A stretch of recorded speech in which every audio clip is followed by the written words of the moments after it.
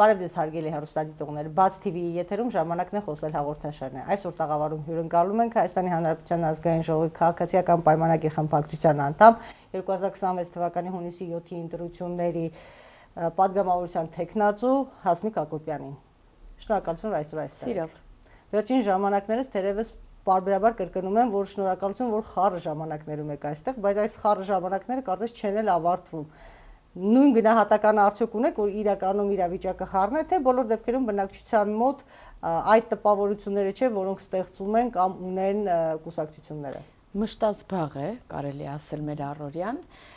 եւ սակայն շատ կարևոր հատված է նաեւ մեր աշխատանքի նման հարցազրույցներով նաև հասարակությանը մեկ այլ տեսակի կոմունիկացիայով ապահովել, այնպես որ միշտ ժամանակ գտնում ենք խառը չի, կարևորը երկիրը խաղաղ է, մեր օրակարգն է զբաղված,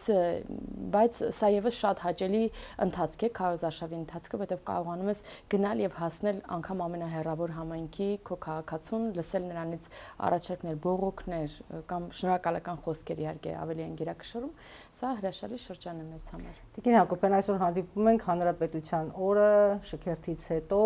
ինչ տպավորություններ ունեք, ինչ կուզենայիք այս խորհրդանշական օրով ասել, եւ ես պիտի թերևս անմիջապես սա հետ կապված մյուս հարցը տամ, որ երկար ժամանակ քննադատվում էր քաղաքացիական պայմանագիրը, իշխող իշխանությունը, քննադատվում էր, որ որևէ բան չի նախապատրաստվում պաշտպանության առումով, եւ ահա այսօր մենք տեսանք զենք զինամթերք, որը մեզ համար համենայն դեպս բացառիկ էր։ Այսուհանդերձ հիմա արդեն սկսվել է ալիք քննադատության, որ սա պարտքի դիմաց է։ Հիմա մեր պետական պարտքը որքան է եւ ինչ տոկոսն է այդ պարտքից տրամադրվել հենց այս ռազմատեխնիկական զինման առումով։ Նախ շնորհավոր եմ մեզ բոլոր լսողներին Հանրապետության օրվա կապակցությամբ, սա երևի ամենակարևոր տոներից է, հատկապես այն քաղաքացիների համար, որոնք գնահատում են պետականության գինը, արժեքը գիտեն։ Այո, ես ձեզ մոտ գալիս եմ հենց այդ շքերթից եւ շատ տպավորված եմ, շատ ոգևորված եմ, ասեմ, որ այս ընթացքում նաեւ բազմաթիվ նամակներ, զանգեր եմ ստացել նույն հիացական խոսքերի, շատերն են ասում, որ մենք չէինք պատկերացնում, որ մենք այս աստիճան պաշտպանողունակ ենք եւ նաեւ ինձ շատ ոգևորում էր հատկապես այն ուրեմն զինտեխնիկան, որը մենք ենք արտադրել, հա, հայրենական արտադրության մի քանի նմուշներ նաև ցուցադրվեցին եւ դուք գիտեք նաև, որ վարչապետն էլ հայտարարեց, որ մենք նաև զենքի արտահանող ենք դարձել, այսինքն պայմանագրեր ունենք այլ պետությունների հետ եւ սա նաև ուրեմն ընթացքը ցույց է տալիս, որ սա կցենագնդի էֆեկտով նաև մեծանում է, այսինքն առաջիկայում եւս սպասվելու են պայմանագրեր այլ երկրների հետ, այսինքն Հայաստանը ժամանակին լինելով մետաղաջարդոն գնող երկիր եւ շատ դեպքերում է անգամ այդ գումարը տալու դիմաց չստանալով զենք, հիմա դարձել է զենք արտադրող երկիր։ Եվ սա ուղղակի մի օրում չէ, հասկանալի է, չէ, որ սրա համար բազմաթիվ ներդրումներ են եղել, հենց քաղաքականությունն է որդեգրած եղել նման կերպ, որ մենք ունենանք ռազմաարդյունաբերություն, մենք նաև դառնանք նման երկիր, որը կարող է նաև միլիարդներ աշխատել զենք արտադրելու, արտահանելու դիմաց։ Ինչ վերաբերում է պարտքին, գիտեք, օրինակ ժամանակին ես հիշում եմ, երբ որ ես ուսանող էի, մի համակարգիչ գնելը վարկով ինձ համար շատ մեծ բարդություն էր, չնայած ես ամսական 5000 դրամ էի վարկի մարմանն ուղում, բայց դա ինձ համար մեծ գումար էր։ Այսինքն, բայց հիմա այդ 5000 դրամը պարզ է, չէ, որ մեծ գումար չի կարող համարվել, ավելի մեծ, օրինակ հիպոթեք ես ունեմ, վստահ եմ դուք, մեզ նաև տեխնիկական մասը սպասարկող անձնակազմը եւս ունեն որոշակի վարկեր, որոնք շատ ավելի մեծ գումար են կազմում, բայց սպասարկերն ավելի հեշտ է, քան օրինակ ժամանակին 3-5000 դրամանոց ամսական վարկը։ Այսինքն կարևոր է, թե դու այդ վարկի սպասարկման համար, վարկի մարմանը ուղղված գումարները կարող ես ուղղել, թե ոչ։ Եվ հատկապես հնայի աճը, մեր տնտեսական աճը մեզ թույլ է տալիս ունենալ վարկեր, որոնք կարող են ուղղվել տարբեր ուղղություններով, դա ոչ միայն զենքի ձեռքբերմանն է ուղղված, դա շատ մեծ մենք պրոյեկտներ ունենք նաև, դուք տեսնում եք, թե ինչ ճանապարհաշինական աշխատանքներ են թունելներով եւ այլնով, հսկայածավալ աշխատանքներ են կատարվում եւ այդ վարկը հաստատ ավելի է բարձրացնում մեր քաղաքացիների կենսամակարդակը եւ մենք կարողանում ենք սպասարկել մեր վարկերը։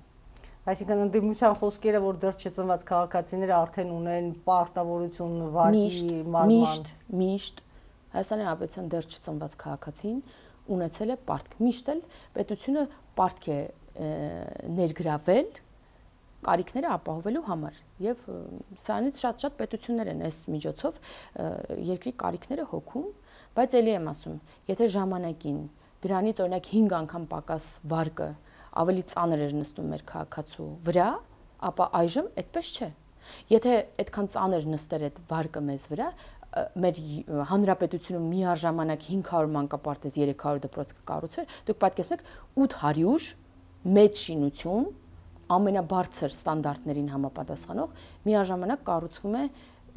4-5 տարվա մեջ մեր պետությունում։ Եթե լիներ ծանր, կկարողանանք, դուք կարող եք եւ հիպոթեք մարել եւ տուն կառուցել, եթե կարողանում եք, ապա դուք ունեք նորմալ եկամուտ եւ կարողանում եք սպասարկել ձեր կարիքները։ Տիկին Հակոբյան, կրկին ստիպված եմ հիշեցնել ընդդիմության հիմնական մեղադրանքները ձեր ուղղությամբ, որ 200-ից ավելի կրթական հաստատություն է փակվել ձեր իշխանության օրոք եւ հիմա 300 եւ ավելի դպրոցներով չեք զարմացնի կամ չեք կարող գլուխ գովել։ Սրան ինչ կպատասխանեք։ Այս վերջերս նաեւ կրթության գիտության նախարարն էր մի օրենսդրական նախաձեռնությունից հատված հրապարակել, որով այդ օպտիմալացման գործընթացն էր սկսվում, որը դաշնակցական նախարարի շրջանում արված, այսինքն ինչ հեղափոխական շրջանում շուրջ 15 տարի առաջվա նախագիծ էր կյանքի կոչված, որի առաջին ուրեմն տարում նախագիծը ընդունելու արդեն իսկ շուրջ 40 դպրոց փակվեց, այսինքն խոշորացավ այդ օպտիմալացման ծրագիրն է եւ այս քաղաքականությունը վաղուց է որդեգրված, որովհետեւ կան համայնքներ, որտեղ օրինակ 10 աշակերտ կա, հասկանում եք, դասասենյակում նույն մի դասարանում սովորում է 1 աշակերտ։ Ինչքանով կարող է լինել արդյունավետ այդ 1 աշակերտի ստացած կրթությունը։ Էլ չեմ ասում կոմունիկացիան, էլ չեմ ասում շփումը դասընկերների հետ, այսինքն մարդը մի սենյակում նստում է մի քանի ժամ եւ նորություն ասած չեմ լինի, չէ՞ որ մեզ կարող են լսել նաև այդ նույն դպրոցի, այդ նույն համայնքի բնակիչները, եւ մի մասնագետը կարող էր 5 առարկա դասավանել։ Կարող էր ֆիզիկայի, մաթեմատիկայի, ֆիզկուլտուրայի, ռազմագիտության եւ պատմության դասատու լինել միաժամանակ մի մարդ։ Չէր կարող։ Այսինքն այդ ստացած կրթության որակը շատ կարևոր է եւ եթե հիմա ավելի կենտրոնում գտնվող որևէ համայնքում խոշորացվում օրինակ 3 համայնքի դպրոցը եւ պետությունը հոգում է որպեսզի այս աշակերտներին կարողանան պետության միջոցներով, բերեն դեպի այդ դպրոց եւ տանեն դեպի տուն, ապա եւ ավելի որակյալ կրթություն ստանալ, ավելի հասակակիցների հետ շփում նաեւ լինի, որովհետեւ շփումը պակաս կարևոր չէ։ Եվ լավագույն մասնագետները եւ պատմության մասնագետը պատմություն դասավանդի, մաթեմատիկայի մասնագետը մաթեմատիկա, ապա սա ավելի ճիշտ է, քան մյուս տարբերակը։ Նայեք, մյուս կողմից նաև օրինակ մյուս համայնքներում այլ կառույցներ են ստեղծվում, օրինակ ստեղծվում է օրինակ երիտասարդական կենտրոն, մանկապարտեզ մեկ այլ համայնքում, այսինքն համայնքը չի կարող, ել չեմ ասում, որ մենք սահմանամերձ համայնքների համար ունենք 16 միլիոնի ծրագիր է բնակարանաշինության, եւ այսօր, քանի որ պահանջարկը շատ է եղել, կրկին բացված է այդ ծրագիրը եւ դիմել են քաղաքացիները, եւ այսօր գնում ենք օրինակ համայնքներ, որը ժամանակին այդպես գուժում էր ընդդիմությունը, որ դատարկվելու է, սահմանազատված համայնքները հատկապես, բայց մենք տեսնում ենք, որ այնտեղ նոր համայնք է առաջացած, հասկանում եք, նոր գյուղ է ստեղծվել, նոր քաղաք է ստեղծվել, այդ նոր կառուցվող տներով չի կարող էլի այդ երկու բան, այսինքն պետության կողմից 16 միլիոնի տրամադրումը բնակարանաշինության համար եւ դպրոցի փակումով սահմանը դատարկելը, մի նախադասության մեջ չի կարող հնչել։ Տիկին Հակոբյան, հետաքրքիր է, բայց պիտի նորից վերադառնամ շքերթին, ինչու ոչ թե բանակի օրը, այլ հանրապետության օրը, արդյոք սա ընդհանրապես նախընտրական, այսպես դրսևորումներից, քարոշչության դրսևորումներից։ Երբ որ որոշումը կայացվել է, այդ ժամանակ էլ հարմար առիթ է, օր է փնտրվել եւ ինչ վատ օր է հանրապետության օրը, որպեսզի ցույց տալ,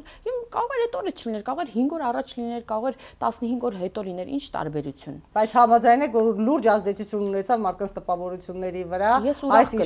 Ես ուրախ կլինեմ, եթե այդ տպավորությունը իրոք ձեր ասածով լինի, բայց տեսեք, օրինակ հունվարին մենք ինչպես ենք պատկերացնում, օրինակ այդ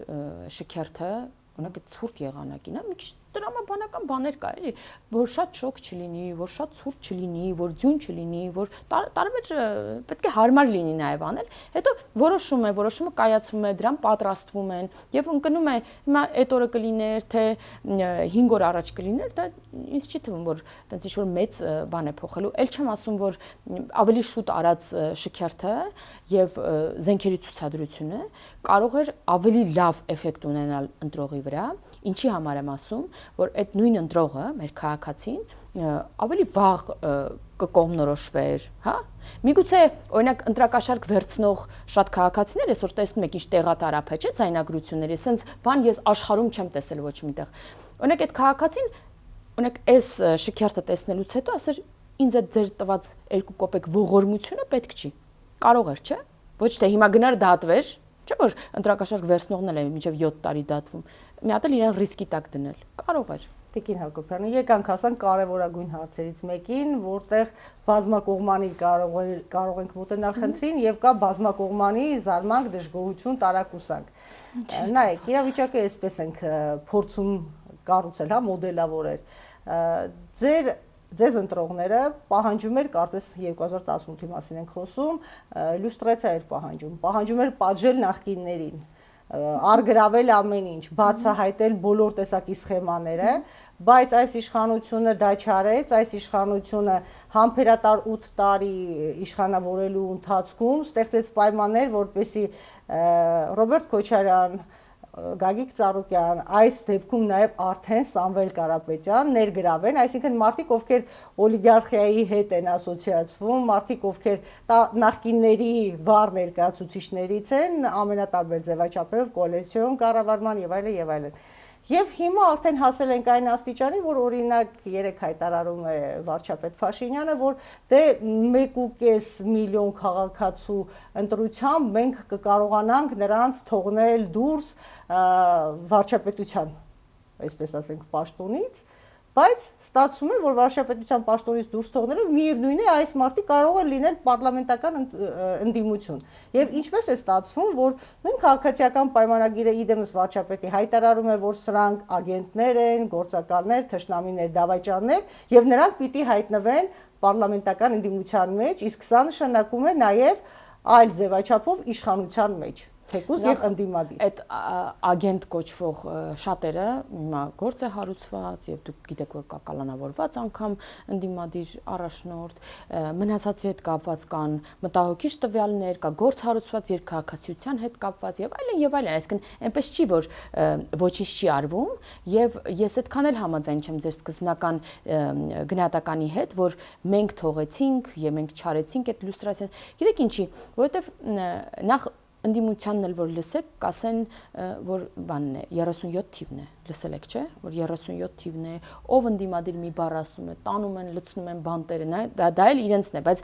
գերակշիռ մեծամասնությունը քաղաքացիների մեզ մեղադրում է, ասում ավելի ուժեղ եղեք, օրինակ, շատ են ասում, բայց այո, մեղադրում են շապազանց դեմոկրատ լինելու մեջ, որ էլի եմ հնարավորություն ունեցել ասելու։ Եթե մենք 18 թվականին գնդակահարության պատի տակ կանգնացնենք նախկին իշխանավորներին, օլիգարխիայի եւ այլնի հետ, կծափահարեին, բոլորը գոհ կլինեին եւ միգուցե մարսվեր այդ ամեն ինչը։ Այդ գնդակահարության պատը ճակերտավոր հասկանանք, հա, ուղիղ ֆիզիկական բռնություն եւ կյանքի սպառնալիք չհասկանանք։ Բայց կա երկու տարբերակ, կամ դա, կամ ժողովրդավար միջոցով, օրինական միջոցով, եւ մենք գնացինք օրինական միջոցով։ Մենք ստեղծեցինք հակակոռուպցիոն մարմիններ։ Մենք օրենք ընդունեցինք, օրինակ ապօրինի գույքի բռնագանձման մասին, որը իդեպ ընդդիմությունը, այդ Ռոբերտ Քոչարյանի, Սերժ Սարգսյանի ընդդիմությունը գնաց ու բողոքարկեց ՍԴ-ում։ Եվ ինչի մի քիչ էլ հետ ընկավ այս գործընթացը, որովհետև ՍԴ-ն միջև տվեց որոշում, միջև ունեցանք, որ հակասահմանադրական չէ, խնդիր չունի սահմանադրականության հետ, ինչ որ ժամանակ է անցնում։ Եվ այն օլիգարխիկ այդ կոռուպցիոն շրջանակները նախքին, որոնք թալանել էին պետությունից, իրանց գիտեք ինչ էին ասում ականջին, ասում էին, այս հակասահմանադրական է համարվելու, այս օրենքը հանգիստ մի կնքեք բան համաձայնություն պետության հետ մի տվեք այդ գումարները, բայց տեսանք, որ ամիսներ առաջ ընդամենը սահմանադրական դատարանը որոշումը տվել, եւ բայց մեծապես արդեն կիրառվում է այդ օրենքը։ Դատարանում բազմաթիվ գործեր կան, այդ թվում նույն Ռոբերտ Քոչյանից մնացած շրջանակներից հայտնի Գագիկ Ծառուկյան եւ այլն, որից այդ գողոնը հետ ենք պահանջում, որպեսզի բյուջե կա։ Իդեպ արդեն իսկ Ծառուկյանի փեսա, հա, Կոտայքի նախկին մարզպետ Գուլոյանից այդ շքեղ առանձնատունը արդեն իսկ վերցված է եւ այլն եւ այլն։ Այսինքն այնպես չի, որ ոչինչ չի արվել, այնպես չի, որ մեզ ձեռք է տալիս մի ընդդիմություն, որը գալու է բոյկոտելու է աշխատանքները եւ մեզ վրա է մնալու էլի մեզ ընդդիմություն լինելու այդ ծանր գործը։ Բոյկոտել չէ, Տիկին Հակոբյան, հարցը այն է, որ նրանք պիտակավորվում են որպես այլ երրորդ երկրի գործակալ եւ այսուհետ լինելով պարլամենտում նրանք իրավունք են ունենալու տեղյակ լինել գաղտնի երկրի համար կարևորագույն Ես ձեզ ասացի, որ կան հարուցված գործեր եւ ես վստահ եմ հետագայում եւս կլինեն էլի գործեր, որովհետև շատ ակնհայտ է որ բան են, էլի։ Ժամանակին է մենք նույն այդ շրջանակին նախկին իշխանության ասում ենք, որ սրանք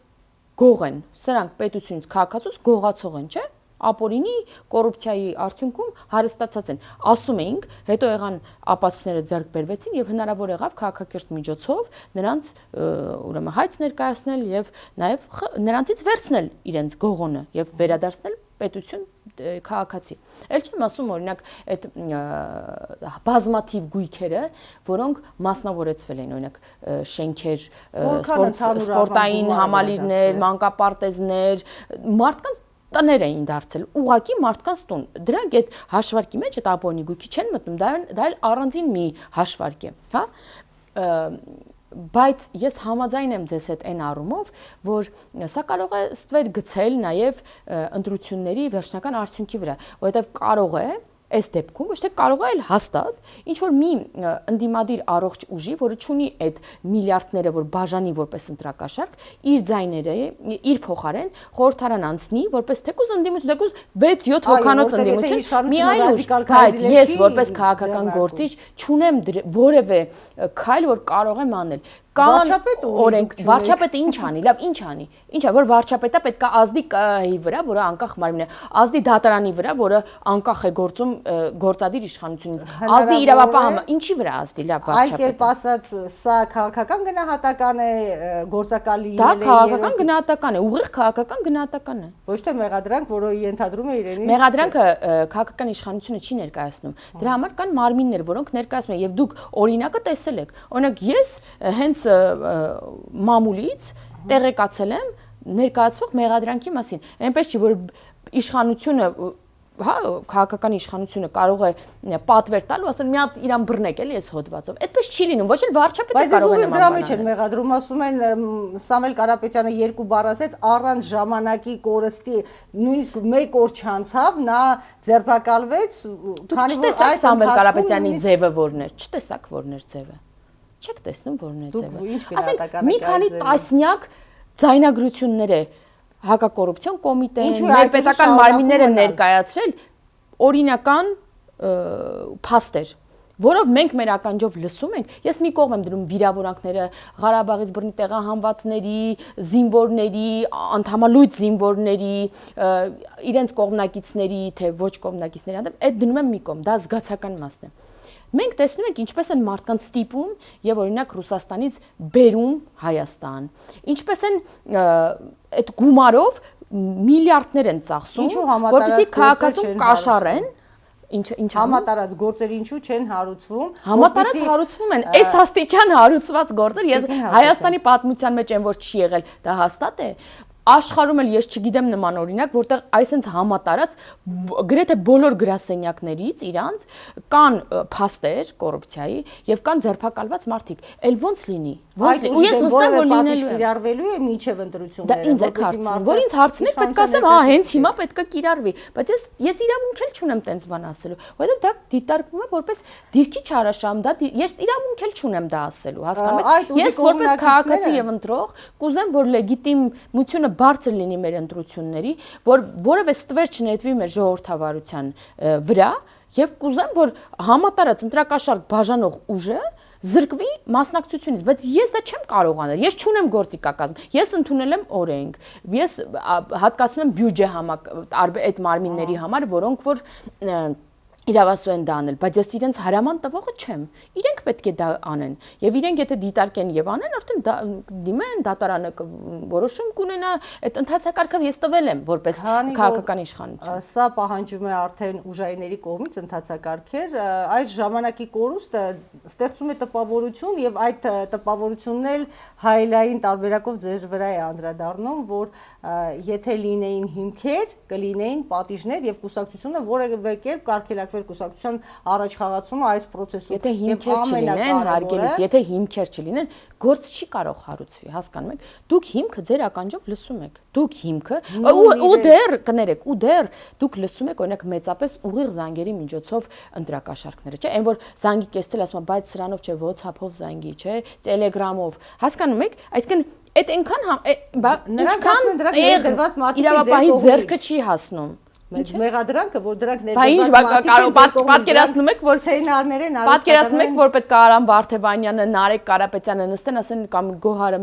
Մելոյանը, բան, նստեն ասեն, այո, մենք սխալ ենք արել, բայց համատարած է, բայց էլ չենք անի, ներեք։ Պատկերացնում եք, տենց պետք է, թե մտածում եք, որ օրինակ ուժեղ Հայաստանի անի գրասենյակի համակարգողը որոշել է իր գրպանից արջի ծառայություն մատուցի բանին, թե մենք այդքան փող ունենք, որ գնում ենք ներդրվում ենք իրանց շարքեր, առանց իրանց իմացության սկսում ենք տենց բաներ անել, դա ուղղակի ծիծաղելի է։ Բայց պետք է հասկանալ, որ այս մարդիկ մենակ իրենք չէ իդեպ։ Կա նաև Հայաստան դաշինքի հետ կապված հարուցված գործեր, կա նաև Բարգավաճ Հայաստանի հետ կապված հարուցված գործեր, կա նաև հաղորդում օրինակ Թաթոյանի հիմնադրամի հետ կապված նրան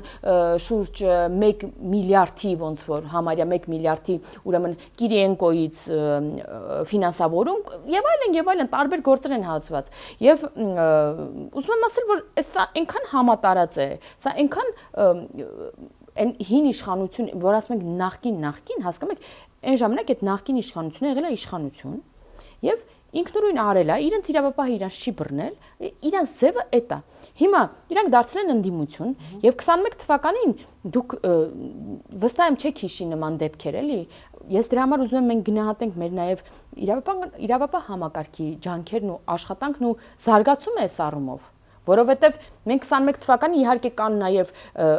մեղադրական եզրակացություններով արդեն ավարտված դատական գործեր ընտրակաշարքի հետ կապված, հա, նախկին, բայց դա մենք եղել է տարի հետո, ամիսներ հետո ընտրությունից։ Հիմա դեռ ընտրական process-ն է, դեռ քվեարկության օրը չի հասել, բայց կա մի քանի տասնյակ, անգամ հարյուրավոր ձերբակալված մարդիկ, դուք հասկանում եք դա ինչ բան է։ Մի քանի տասնյակ հարուցված գործեր կան, որով անցնում են մի քանի 100 մարդ։ Սա համատարած բան է եւ սրա գնահատականը չի կարող քաղաքացին լսել, չի կարող որևէ հայրենասեր մարդ լսել, որ հաշմանդամություն ձեռք բերած զինվորին ասում են ոչխար, չի կարող նման բան լինել, նրան գնա ձայն տա։ Տիկին Հակոբյան, օրենքը ինչ է ասում այս պայմաններում, ինչպես պիտի շարունակվի նախընտրական քարոզչությունը, գործընթացը, որում իդեպ Սամվել Կարապետյանի թիմը մեղադրում է, ասում է, որ անհավասար մրցակցության պայմաններ են, քանի որ իրենց առաջնորդը չի կարող տարից դուրս գալ, կալանքի տակ է տնային եւ այլն։ Ինքը փրկվել է դրանով, հասկանում եք, իրանք հիմա բան են անում, երջանկությունից, չգիտեմ, ինչ պետք է անեին, որ կարողանային այդ մարդուն, որը ոչ խոսել գիտի, ոչ շփվել գիտի, ոչ հումոր գիտի, ոչ լեզու գիտի որևէ, ոչ կապակցած միտք է կարողանում արտահայտել, պահեին այդ իրար կպցրած բառերի հուշումների եւ այդ թատերական ներկայացման շրջանակում եւ դուրս չանեին հասարակություն, հասկանում եք, դա չգիտեմ իրանց համար այդ ինչ հաջողություն է։ Եվ եթե ինձ մնար, ես կերազեի, որ Սամվել Կարապետյանը կարողանար դուրս գալ եւ իրականում մարդիկ տեսնեին իրեն, իրականում կարողանային ոչ թե իրենց բերած այդ բեմականացումները լինեին մարդկանց եւ գրած հարցերը, այլ իրականում մարդը կարողանար մոտենալ իր զայրույթը կամ աջակցությունը կապ չունի, մի բան հայտնել եւ մենք ուղիղ կարողանային կողքից գոնե լսեինք այդ մարդու միտքը, հասկանում եք, մենք մոնտաժված մի բան կար, դեպ տեսանյութ կար, որը ես արհեստական բանականությանը տվեցի, ասի մի հատ ասա, օրինակ, այս խոսքի մեջ քանի անգամ է ձայնը կտրտված մոնտաժ։ Ինձ տվեց, որ 5 ու 7 վայրկյանը 1 միջինում 5 ու 7 վայրկյանը մեկ նրա խոսքը կտրած կպցրած է։ Այդ մարդը կարող է դուրս գալ ու ձայն հավաքի։ Ինձ թվում է, այսպես փակի տակ մնալով, որոշակի սահմանափակումների տակ մնալով, ինքը որոշակի ձայն ունի։ Եթե դա չլիներ, ինքը չէր կարող տնեցիկ էլ ձայն չէին տա։ Քաղաքացիական պայմանագիրը աջակցել է Սամվել Կարապետյանը։ Ես ասում եմ, դա իրենց համար լավություն է եւ ես բացարձակ չէի ուզի որ տենց լիներ, բայց մյուս կողմից ով է Սամվել Կարապետյանը, ախր Սամվել Կարապետյանի անուն ենք տալիս, Սամվել Կարապետյանը ինչ որ մի քանի երկրների գոնե 3-ի մասին մենք գիտենք, քաղաքացի է, բացի Հայաստանի Հանրապետությունից եւս 2 երկրի քաղաքացի է, ով է նա որևէ կերպ նրա անունն ու ազգանունը չկա որևէ ցուցակում, քաղաքացին որ գնա ընտրության չի կարող վերցնել մի քվյաթերթիկ, որի վրա կա Սամվել Կարապետյան անունը, որովհետեւ նա տեխնացու չէ, որովհետեւ նա չի համապատասխանում սահմանադրությանը, որով ինչպիսի պահանջներ պետք է լինի, հա, падգամավորի տեխնացուի, վարչապետի տեխնացուի համար չի կարող մի քանի երկրի քաղաքացին լինել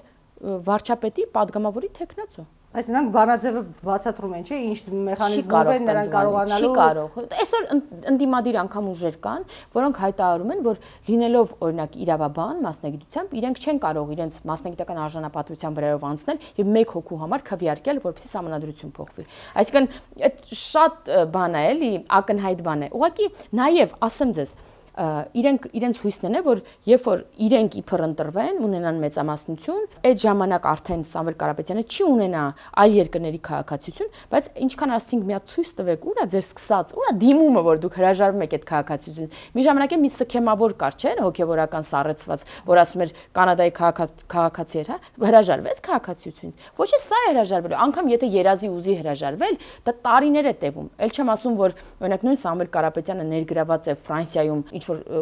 սկանդալի մեջ, հա, դատական գործում, փողերի լվացման, թե ինչի հետ կապված, ներգրաված անձ է եւ այս դեպքում Եվրամիության մի անդամ երկիրը Կիպրոսի չէ, որ նա քաղաքացի է։ Մյուս երկրում եթե ներգրաված է նման գործերում, նա ուղղակի չի կարող հրաժարվել քաղաքացիություն, ֆիզիկապես չի կարող։ Իսկ դա տարիների հարց է։ Այս ամեն ինչը քաղաքացիներին միգուցե հասու չէ, միգուցե այդքան որևէ մեկը չի խորանում եւ պետք է չէ որ խորանա, բայց դրա համար գոնե մենք կանք որ ասենք ժողովուրդ այդ ընդամենը մի հատ կուտ է, որովհետեւ իրանք մտածում են, որ այս ժողովուրդը հավ է, հավի ճուտ է կամ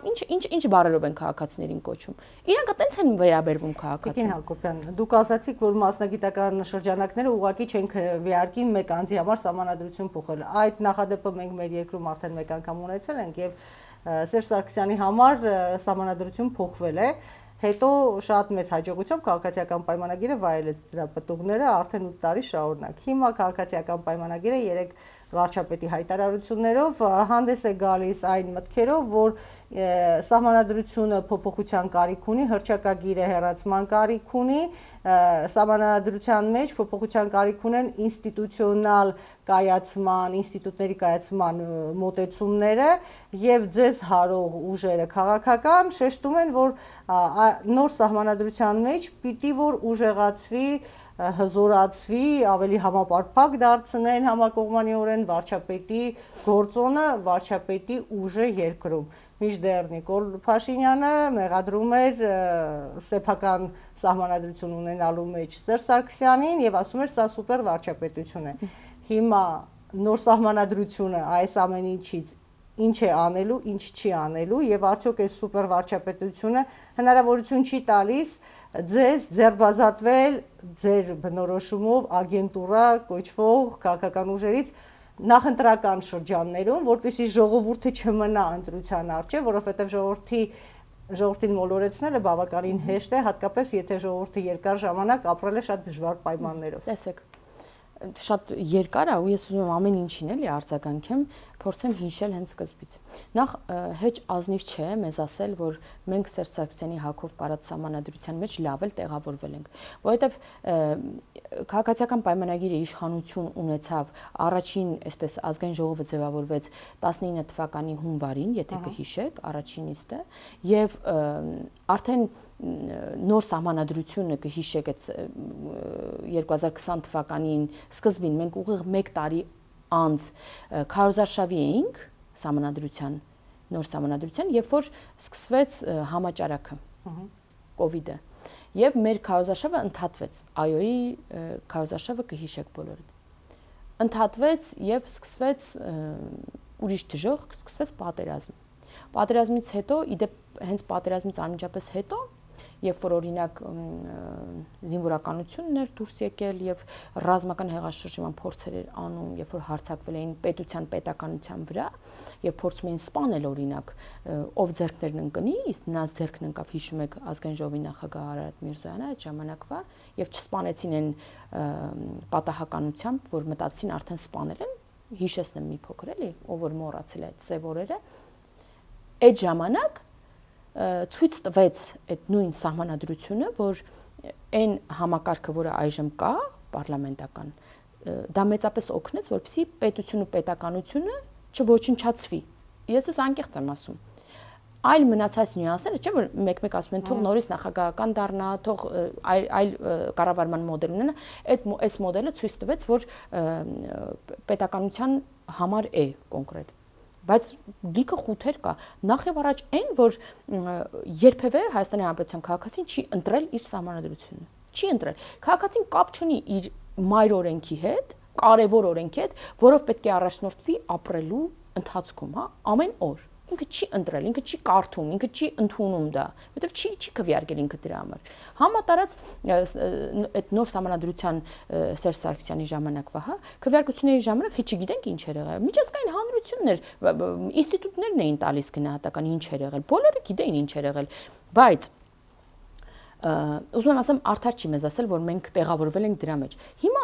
գիտեք, որ նոր սահմանադրությունը գրեթե պատրաստ է, շուտով նաև կհրապարակվի եւ կոմունիկացիան կլինի, լայն քննարկումներ կլինեն եւ այլն։ Բայց այս նոր սահմանադրության մասին, որ խոսում ենք, որևէ մեկին հետաքրքիր չի, ինչը ոնց է լինելու, ինչ ինստիտուտը, ինչ է, բոլորին հետաքրքիր է նախաբանում հղումը անկախության հռչակագրին։ Եվ մեզ էլ է դա հետաքրքիր, իհարկե հետաքրքիր է։ Մենք հայտարարել ենք, որ այնտեղ չպետք է լինի հղում անկախության հռչակագրին, որովհետև անկախության հռչակագիրը մի փաստ է, որով մենք անկախացել ենք։ Դա չեղարկել, ջնջել չի լինի, դա փաստ է պատմական, դա ծննդյան վկայական։ Մենք դրանով ծնվել ենք, մեր պետությունը, մեր հանրապետությունը դրանով ծնվեց, դա պատմական փաստ է, դա չի լինի խմբագրել ինչ-որ մի բառ, ինչքան էլ մենք ուզենք։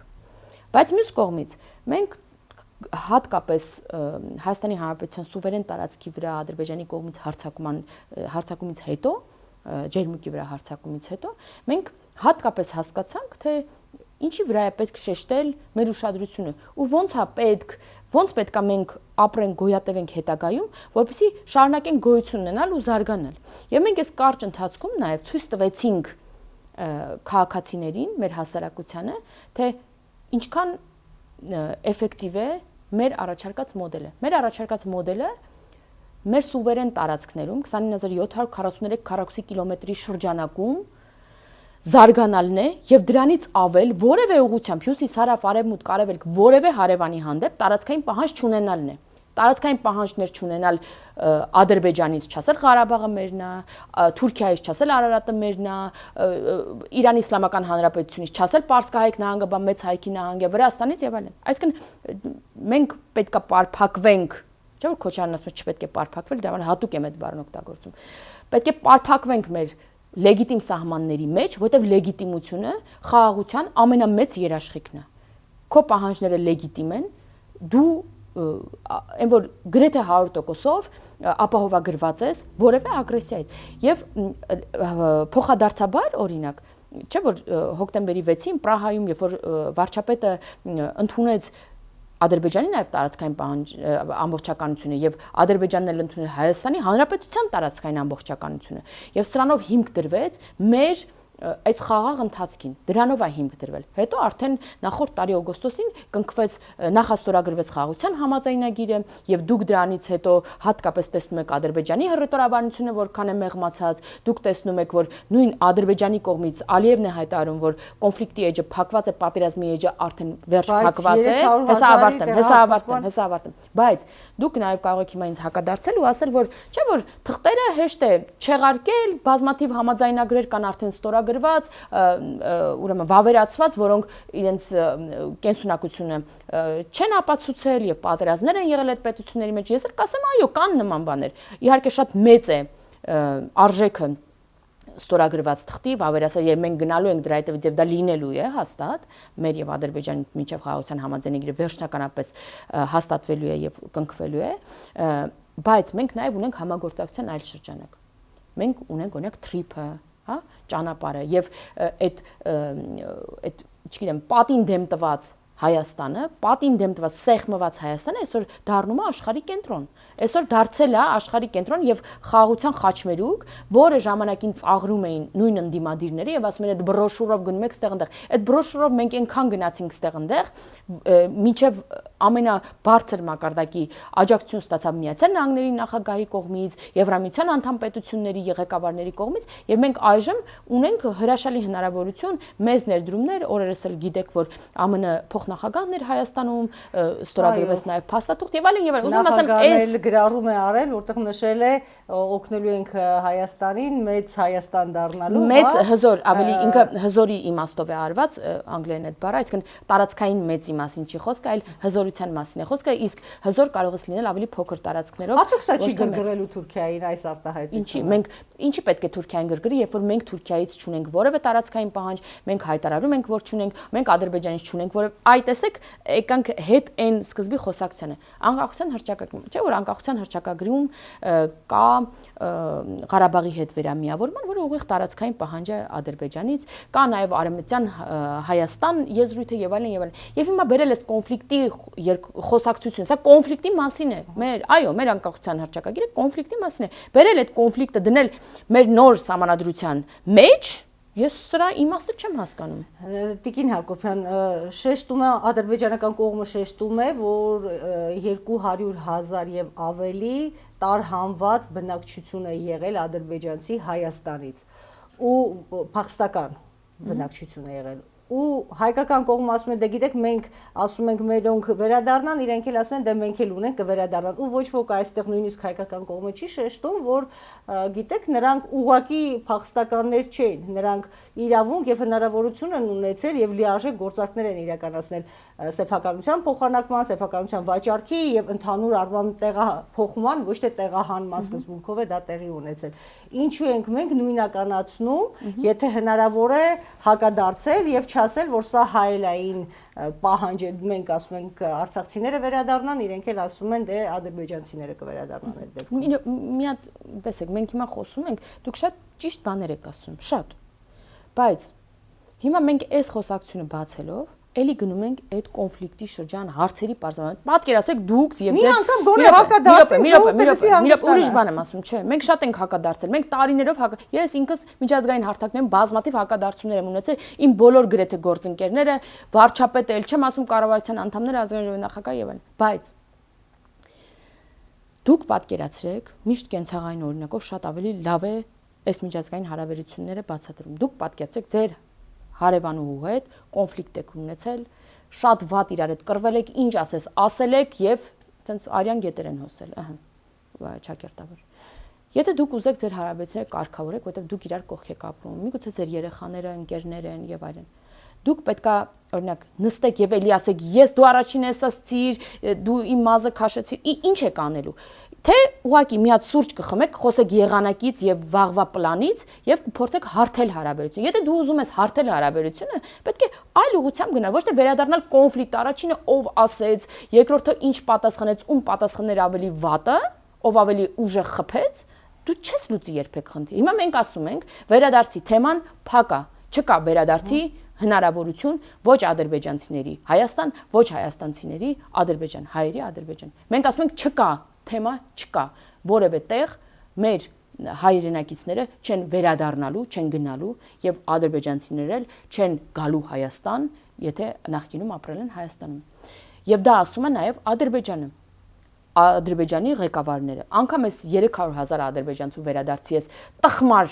թեզը, որը ամեն օր ձեզ դրանով ասես գնդակահարում են, ամեն օր դուք ամեն օր YouTube եք մտնում այդ հիմարների սարքած ռոլիկներն եք նայում ամեն օր մի հատ մտեք YouTube ինչ գովազդները միացել է դուք մի հատ տեսանյութ 5 րոպեանոց ունես 10 անգամ մտնում են ու այդ ուժեղ Հայաստան չգիտեմ ինչ այդ հիմարություններն են դուրս տալիս դրանով փորձում են վախացնեն վախ սերմանեն ապաթիայի ենթարկել եւ դա ստացվում է մեծամասամբ չի կարող չստացվի որտեղ միլիարդներ են ծախսում դրա վրա Facebook-ում, Դեպքում YouTube-ում ինչու ենք մեր ժողովրդին թողում Այս միայնակ այդ մենք ուժի չենք թողնում, ախր մենք էլ ենք, ասում ենք տենց բան չկա, վարչապետը իր դեմքով, իր խոսքով կանգնում է ամեն օր, օրը 10 անգամ եղել է, քարտաշավի օր ա եղել, որ 10 անգամ այդ պիկապի վրայից մեքենայի ասել է, խոսել է դրա մասին, բայց ինչքան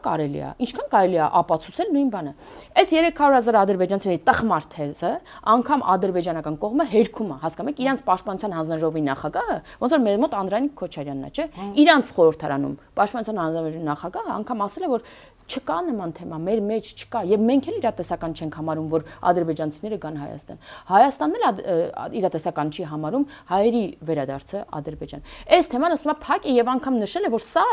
ներքաղաքական ինտրիգների համար դաշտ նետված թեզ է, հասկանում եք, հայաստանցիների հայյան ազգանունով ինչ որ նման տխմարների առաջ նետած այդ թեզը հերքում է ադրբեջանամետ թեզը ադրբեջանցի պաշտոն։ Դուք պատկերացնում եք դա ինչ ամոթ է։ Տիկին Հակոբյան, դուք ասում եք սահմանադրական բարեփոխումներ են լինելու ինստիտուցիոնալ համակարգով հուսով եմ լինելու է իշխանությունների փոխզսպան, տարանջատման եւ այլն։ Դա կա արդեն, բայց մենք պետք է ժողովրդավարական բոլոր լավագույն փորձը մեր ինստիտուտների զարգացման, հզորացման, լավագույն փորձը ներգրավենք եւ ներառենք մեր սահմանադրությունում եւ շատ ակնհայտ է որ մեր սահմանադրությունը, նոր սահմանադրությունը պետք է լինի ավելի լավը 10 գլուխ, քան նախորդը եւ սա չի քննարկվում եւ ամենակարևորը այդ սահմանադրությունը քննարկելու է մեր քաղաքացին շատ լայն քննարկումների է ենթարկվելու, ներառվելու են միգուցե առաջարկներ, որոնք կլինեն խելամիտ եւ չեն ներառված լինի եւ վերջում մեր քաղաքացին ընտրելու է, ինքը ունենալու է նոր սահմանադրություն այն դեպքում, երբ որ ինքը կգնա եւ կքվեարկի։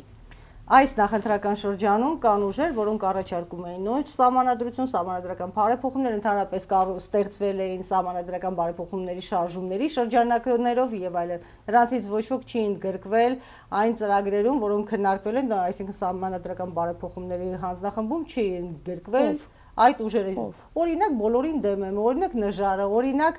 պարոն Հայրիկյանը բազմաթիվ անգամ հանդես եկավ հասարակության անդամներ կան, որոնք ներգրավել են, ես չգիտեմ ով ինչի չի ներգրավել, ես ինքս ներգրաված չեմ, հա, այն խորհրդարանից ես գործընկերներ ունեմ, որոնք ներգրաված են, ես ինքս դեռ ներգրաված չեմ, այսինքն այդ հանձնաժողովի կազմում եւ բայց ես տեսնում եմ նաեւ թե ինչքան լայն դա քննարկումների է ենթարկվում հենց հասարակության կողմից, որոնք մասնակցում են, որոնք առաջարկներ են ներկայացնում, գալիս են լրատվական տաղավարներ անգամ որոշ բաներից բողոքում են կամ հպարտանում են, որ իրենց առաջարկը ընդունվել է, այնպես որ ես չեմ հասկանում, այսինքն հիմա ինչ որ մի մեկը, որը որ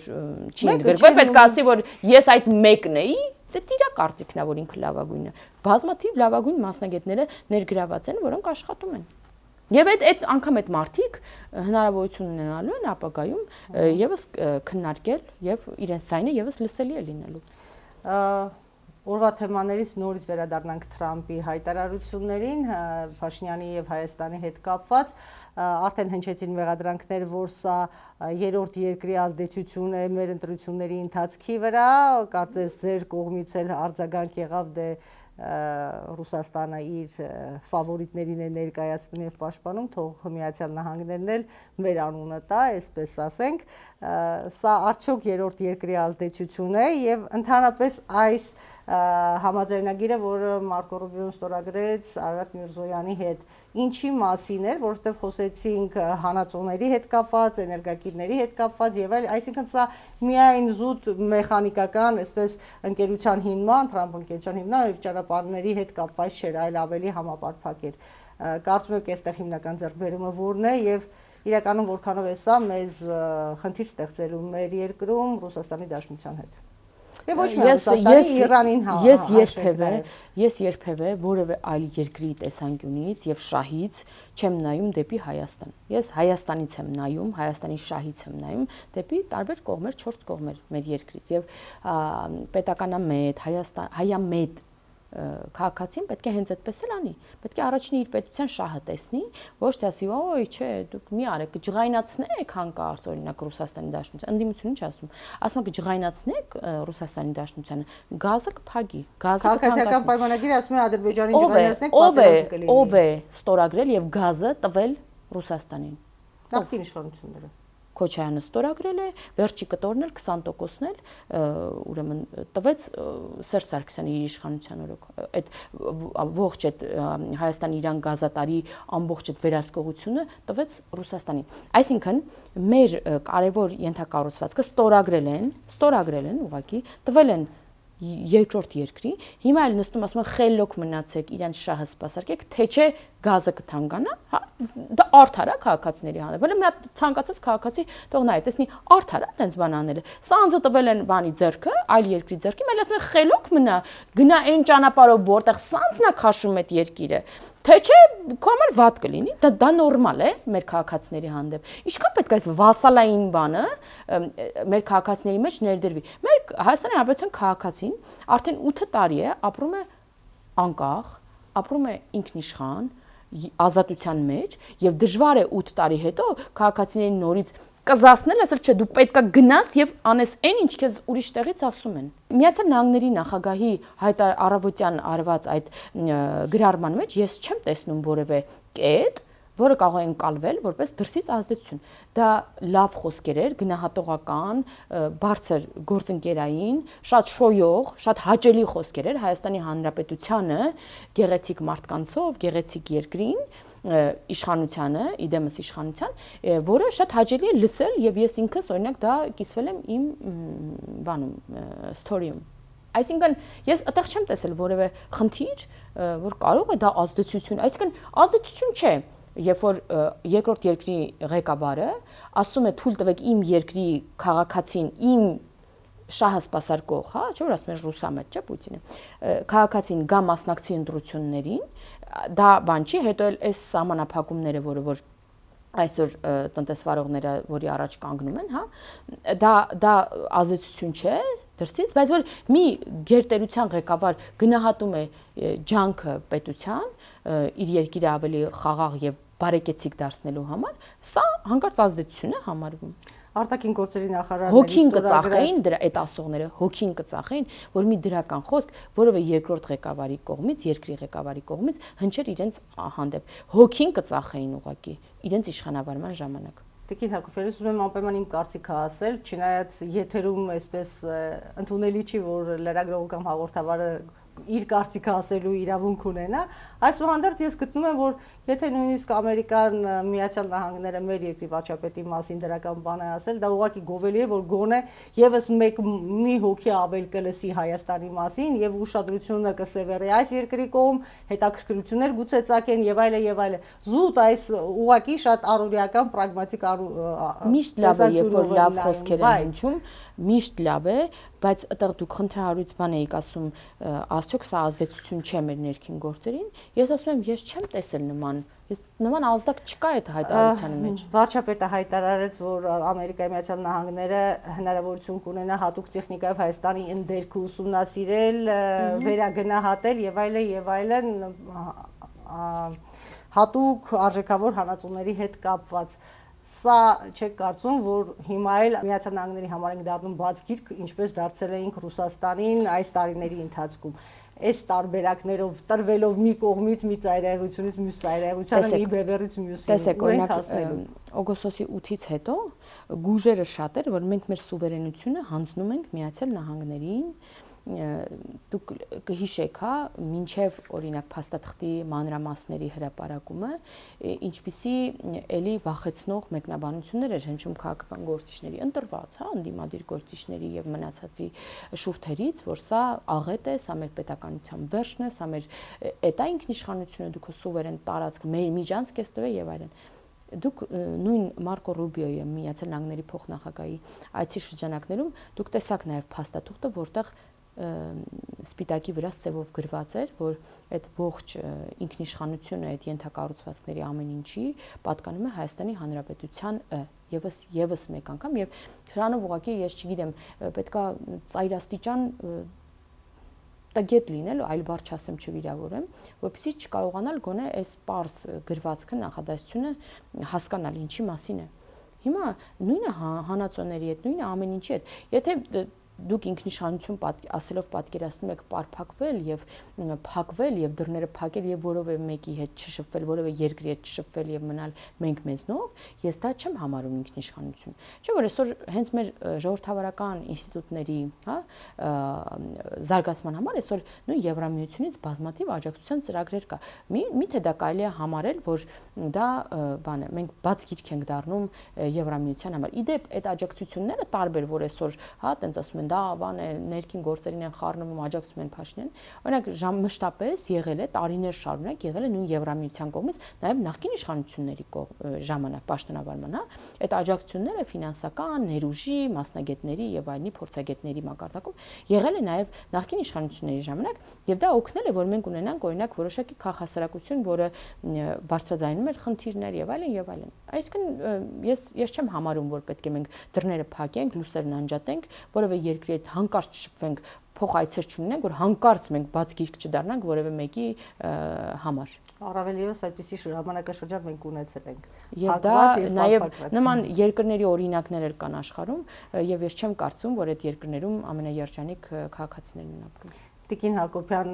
սահմանափակվենք արդեն, շատ հետաքրքիր է, բայց եթերաժամը այսքան հնարավորություն է տալիս հաշվի առնելով աշխարհաքաղաքական վերջին զարգացումները, ինչով կցանկանայիք այսօր եզրափակել ձեր խոսքը։ Եթե կարող եմ քարոզ անել, միանգամից սկսեմ, որ մեր քաղաքացիները, որպեսզի այս հպարտության, անվտանգության, այս զգացողությունը, այս խաղաղության զգացողությունը շարունակեն ունենալ ու ավելի ամրապնդված ու սովորական դառնա այդ զգացողությունը, ապա պետք է ընտրություններին չվարանեն, չալարեն եւ գնան ընտրատեղամաս ու 16 համարի քվեաթերթիկը վերցնեն եւ ընտրեն խաղաղությունը, որովհետեւ մենք այս բարդ շրջանում, որովհետեւ մենք դժողքի մեջ ենք եղել ընդամենը մի քանի տարի առաջ, մենք այս կարճ շրջանում կարողացանք մեր քաղաքացիներին ապացուցել, որ մեր որդեգրած քաղաքականությամբ հնարավոր է այս կարճ ժամանակում դառնալ այսքան լավ, բաց եւ խաղաղ երկիր եւ աշխարհում երևի ամենավտանգավոր համարվող եւ ամենավատ իմաստով շահարկվող այդ մեղրի համայնքը դարձնել այս կարճ շրջանում ամենախաղաղ տեղը աշխարհում։ Այսօր մեղրիում օրինակ հողի եւ տանգները մի քանի անգամ աճել են։ Դա ինչի արդյունք է։ Որտեղ մարդիկ հասկանում են, որ հեսա տեղը ինչա դառնալու։ Հասկանում են արդեն։ Հայկական բնավորության համաձայն։ Շատ կարևոր է, որ մենք ոչ թե հիմա ձեզ, օրինակ ասենք, լավ դե պատերազմներ, լավ դե ճգնաժամային իրավիճակեր, այ հիմա ընտրեք, որպեսզի մենք ունենանք այդ խաղաղությունը։ Մենք ցույց տվեցինք մեր պաշտոնավարման ընթացքում այդ խաղաղությունը ինչպիսին կարող է լինել առանց մեկ կրակոցի, առանց մեկ զոհի եւ վիրավորի, հա, խաղաղ։ Մենք դա ցույց տվեցինք ու հիմա ասում ենք ընտրեք սա, որ սա դառնա ձեզ համար սովորական ու ավելի ինստիտուցիոնալ։ Ես վերջում ուզում եի դրանով եզրափակել։ Շնորհակալ եմ։ Ես եմ շնորհակալ։ Հարգելի հեռուստադիտողներ, հիշեցնեմ, մեր տաղավարում էր Ազգային ժողովի պատգամավոր, քաղաքացիական պայմանագրի կուսակցության պատգամավորության թեկնածու Հասմիկ Հակոբյանը։ Ցտեսություն, կհանդիպենք մեր հաջորդ եթերաժամին։